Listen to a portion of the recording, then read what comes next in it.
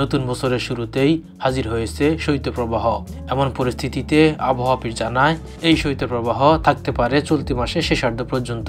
এর ফলে দেশের সর্বনিম্ন তাপমাত্রা নামতে পারে 4 ডিগ্রি সেলসিয়াসে।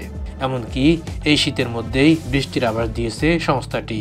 5-6 তারিখের পরে যে আপনার অনেক জায়গায় মৃদু থেকে মাঝারি শৈত্যপ্রবাহ আসবে, তারপরে ওই স্পেলটা হয়তো 3-4 দিন কন্টিনিউ করবে। 3rd উইক 4th থেকে যায় আবার নতুন করে মৃদু থেকে মাঝারি এবং কোনো কোনো জায়গায় আপনার তীব্র আকারে শৈত্যপ্রবাহ আসবে। এছাড়া চলতি মাসে দেশ জুড়ে 5টি শৈত্যপ্রবাহের পূর্বাভাস রয়েছে।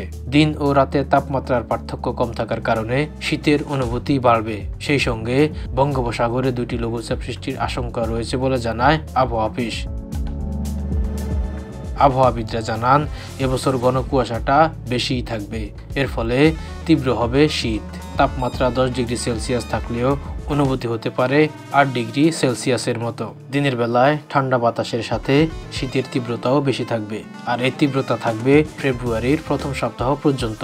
এরপর তাপমাত্রা ক্রমান্বয়ে বাড়বে। তখন ধীরে ধীরে কমতে পারে শীত।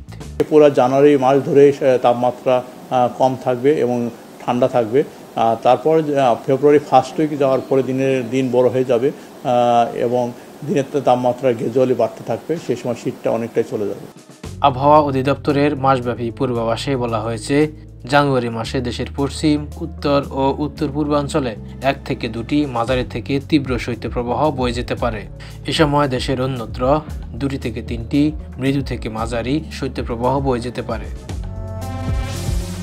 এছাড়া দেশের উত্তর, উত্তর পূর্বাঞ্চল, পশ্চিম, দক্ষিণ পশ্চিমাঞ্চল ও মধ্যাঞ্চল এবং নদী অববাহিকায় মাঝারি থেকে ঘন কুয়াশা এবং অন্যত্র হালকা থেকে মাঝারি কুয়াশা পড়তে পারে। ঘন কুয়াশার পরিস্থিতি কোথাও কোথাও দুপুর পর্যন্ত অব্যাহত থাকতে পারে।